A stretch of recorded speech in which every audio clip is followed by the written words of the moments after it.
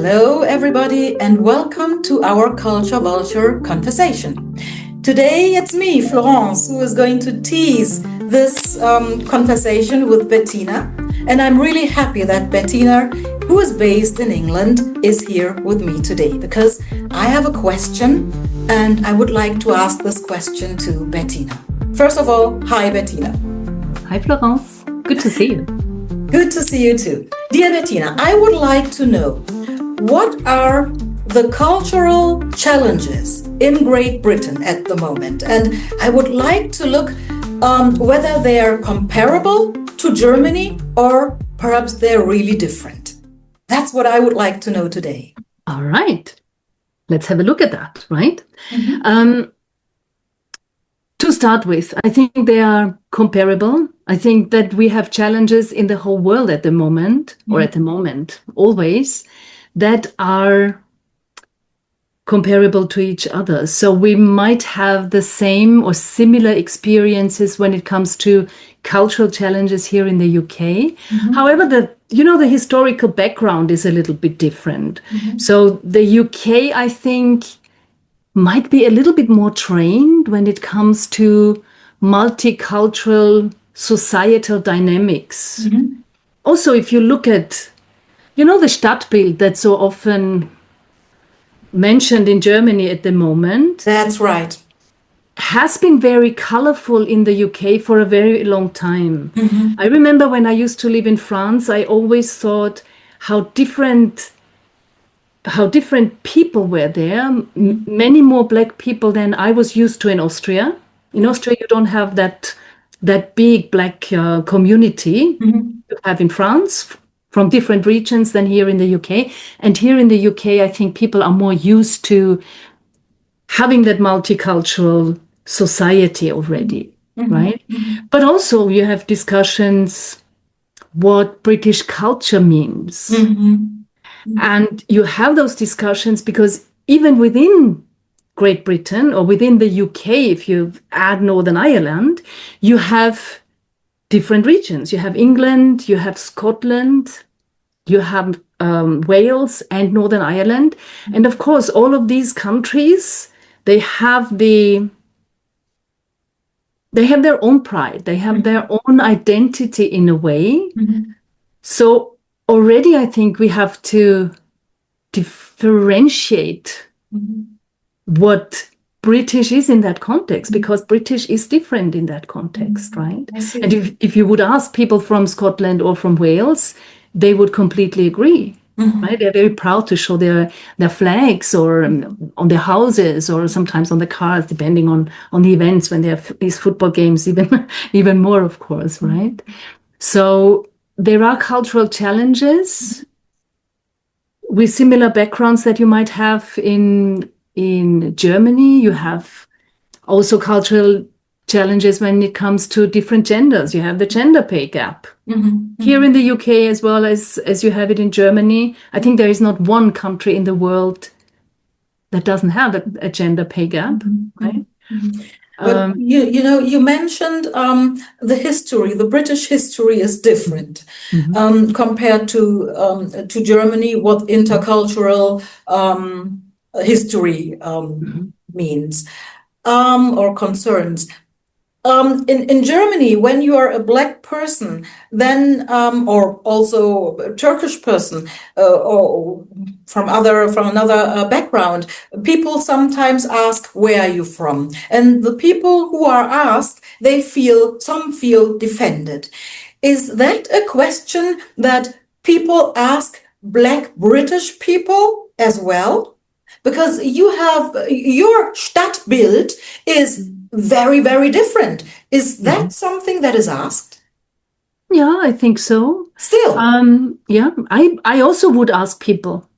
I would ask in a way, and I never had a negative comment. I'm proud to say, actually, I never had someone feeling defensive because I ask with interest. And I don't ask, "Where are you from?" I normally ask them, "Where are your roots?" You might have grown up in this country, and very often you hear it. They, like you, speak perfect German, so there is no doubt that you have grown up in Germany. People have perfect English here, or English is maybe learned in a lot of other countries in a similar manner. But yes, I would ask sometimes. I am, but because I'm interested where people come from. But I think historically with the Commonwealth, there have been different kinds of nations, of cultures coming into the UK. Yes. But you had that mix a little bit more naturally for a while, I guess. Yes. And they stayed, and they are part of the UK now. I also heard that, for example, in the medical care system, the most doctors are from abroad. Or abroad is not the correct way, but are, for example, black or from India or from wherever, but not originally from Britain. You know what I mean? Yeah. So absolutely, the healthcare system, you see it a lot. Whether that's doctors, whether that's the nursing staff, you see a lot of people from abroad.